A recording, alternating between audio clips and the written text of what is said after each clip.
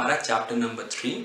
Last video में हमने substitution method समझा, उसके एक दो क्वेश्चन देखे। अब उसी के ही कुछ और क्वेश्चंस प्रैक्टिस करते हैं। बस फर्क ये है, अब ये वर्ड प्रॉब्लम्स आ गए हैं हमारे पास। अब सबसे पहला क्वेश्चन कौन सा ले रहे हैं? Question says solve 2x plus 3y is equal to 11 and 2x minus 4y is equal to minus 24 and hence find the value of m for which y is equal to mx plus 3। मतलब क्या है? मतलब है पहले मुझे इन दो equations के through x और y की वैल्यू निकालनी है, उसके बाद मुझे m की वैल्यू निकालनी है, जिसके लिए मुझे एक और इक्वेशन दी हुई है y is equal to mx plus 3। Start करते हैं। सबसे पहले इक्वेशन लिखते हैं। इक्वेशंस क्या है मेरे पास? मेरे पास इक्वेशंस हैं 2x plus 3y is equal to 11 and 2x minus 4y is equal to minus 24। So first equation से मैं इस बार अपने y की वैल्यू निकाल लेता हूं। हमेशा अब तक मैंने लास्ट वीडियो में x की वैल्यू निकालती, इस बार मैं कह रहा हूं चलो y की वैल्यू निकाल के देखते हैं। मेरे पास क्या आ जाएगा? मेरे पास आ जाएगा 3y is equal to 11 minus 2x and then y is equal to 11 minus 2x upon 3। अब जब y की वैल्यू आ गई तो उसको सब्स्टिट्यूट करूंगा इक्वेशन नंबर 2 में। So substituting the value of y in equation 2, मेरे पास क्या आ जाएगा? I will be getting 2x minus 4 in the bracket multiplied by 11 minus 2x upon 3 is equal to minus 24। Further solve करें, so 2x minus 44 minus minus plus 8x upon 3 is equal to minus 24। अब अगर LCM ले लें तो मेरे पास क्या आ जाएगा? I will be left with 3 2s are 6, so 6x minus 44 plus 8x upon 3 is equal to minus 24। यहाँ 3 था, so एलसीएम लिया तो ये हो गया 6x minus 44 plus 8x as it is, and एक तरफ है मेरे पास minus 24। अगर फर्दर सॉल्व करें 6x plus 8x I will be getting 14x minus 44 is equal to minus 24 into 3। 14x minus 44 is equal to 4 3s are 12, 3 2 are 6 and 1 7, और ये आ गया minus. अब 14x is equal to minus 72 plus 44। 44 को मैंने दूसरी तरफ transfer कर दिया, so 14x is equal to minus 28। so 14x is equal to minus 28। x is equal to minus 28 upon 14। x is equal to minus 2। मेरे पास x की value क्या आ गई? मेरे पास x की वैल्यू आ गई minus 2। अब x की वैल्यू अगर मैं यहाँ सब्स्टिट्यूट करूं तो मेरे पास आ रहा है y is equal to 11 minus 2 multiply by minus 2 divided by 3। so y is equal to 11 minus minus plus 2 2s are 4 upon 3, y is equal to 15 upon 3 which gives me 5। so y की value क्या आ गई? y की value आ गई 5। अब मेरे पास x की वैल्यू है -2 एंड y की वैल्यू है 5।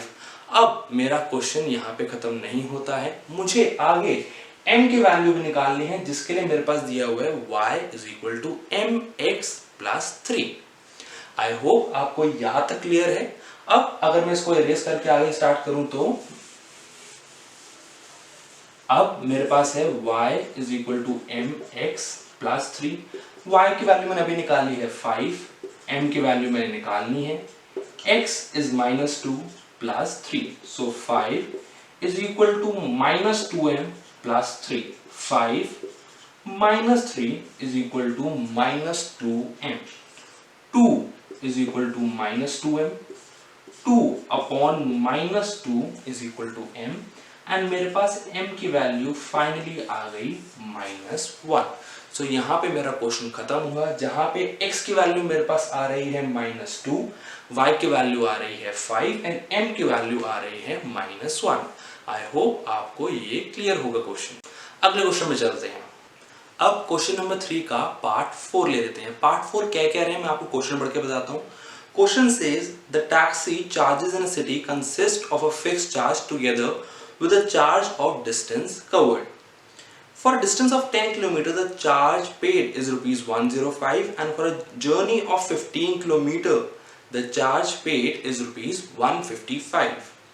What are the fixed charges and the charge per kilometer? Then, how much does a person have to pay for traveling of a distance of 25 km? अब मुझे इसके अंदर तीन चीजें निकालनी है। पहला, फिक्स्ड चार्जेस क्या है। सेकेंड, डिस्टेंस कवर्ड के ऊपर पर किलोमीटर के ऊपर कितना चार्ज है। और फिर थर्ड, जब ये दोनों निकल जाएंगे तो अगर एक बंदा 25 किलोमीटर ट्रैवल कर रहा है तो उसको कितना पे करना है। अब ऐसे क्वेश्चंस कई बार हमारे बोर्ड में भी आ चुके हैं। सो स्टार्ट करते हैं। अब मुझे दिया क्या हुआ है और मुझे निकालना क्या है। सबसे पहले देखते हैं निकालना क्या है।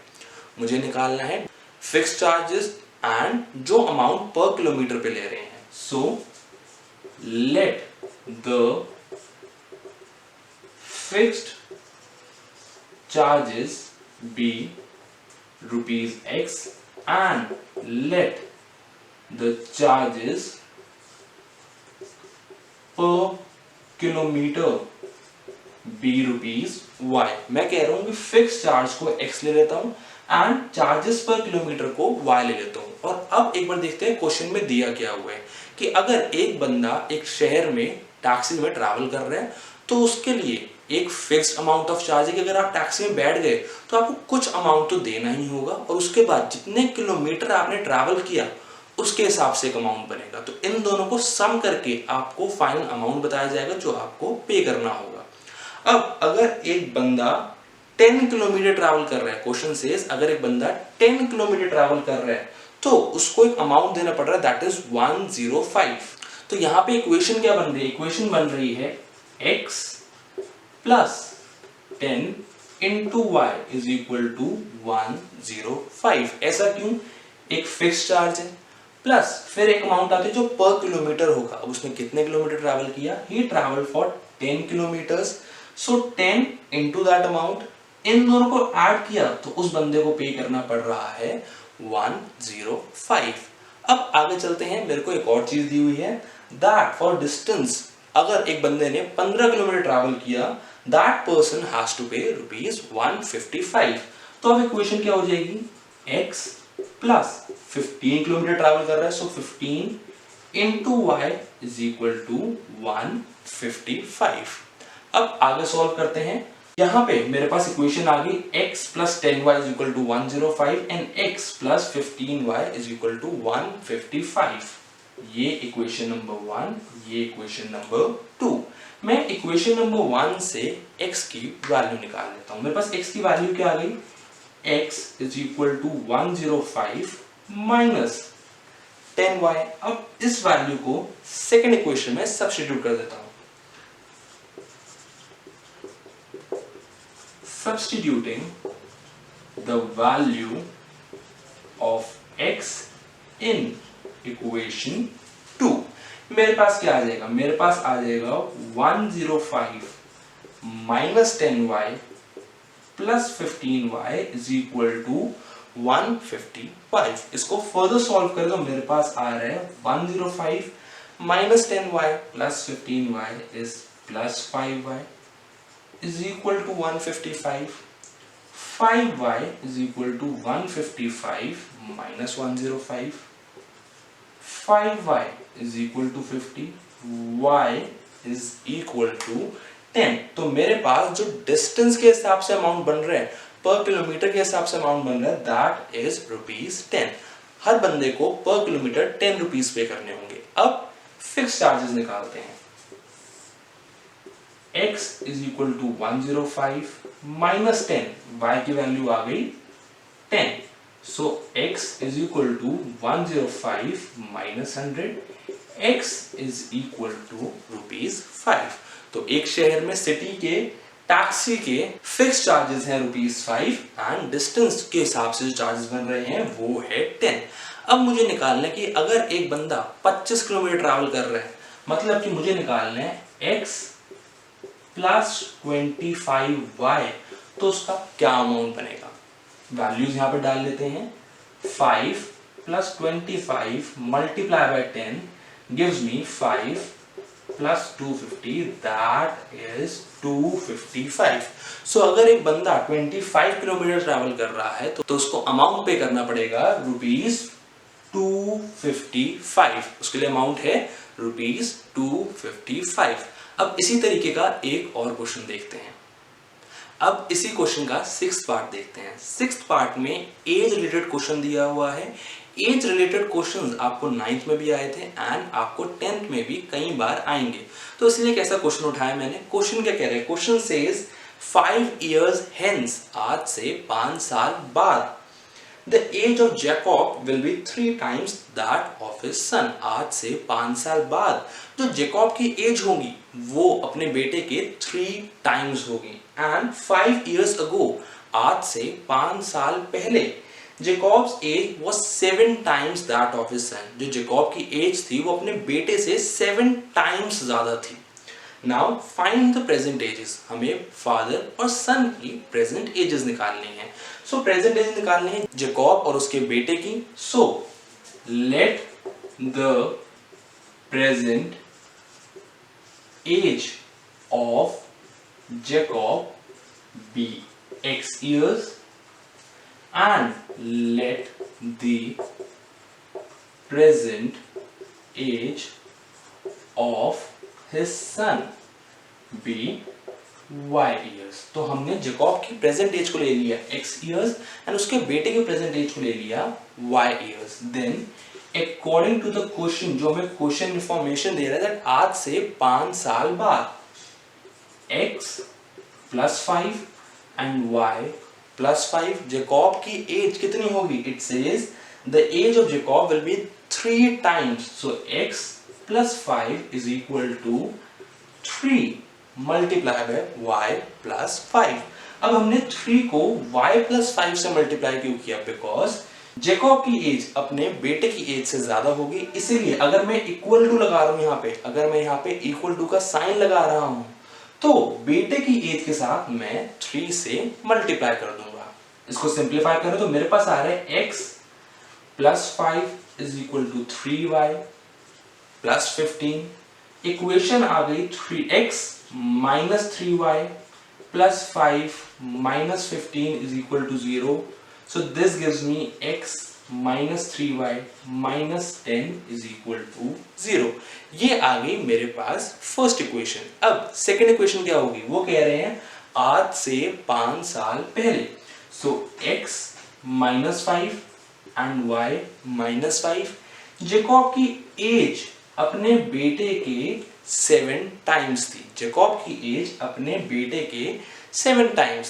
यहां पे हमारा क्वेश्चन का पर्पस खत्म हुआ। सो जेकॉब की एज कितनी थी? जेकॉब की एज थी अपने बेटे की एज से 7 टाइम्स। इसको सिंप्लीफाई करें तो मेरे पास आ रहा है x minus 5 is equal to 7y minus 35। 7 multiply by y is 7y and 7 multiply by minus 5 is minus 35। x minus 7y minus 5 plus 35 is equal to 0। So x minus 7y plus 30 is equal to 0। ये आ गई मेरे पास second set of equation. First set of equation है x minus 3y minus 10 is equal to 0 and second है x minus 7y plus 30 is equal to 0। अब first equation से मैं x की वैल्यू निकाल लेता हूं। मेरे पास आ रही है x is equal to 3y plus 10। Substituting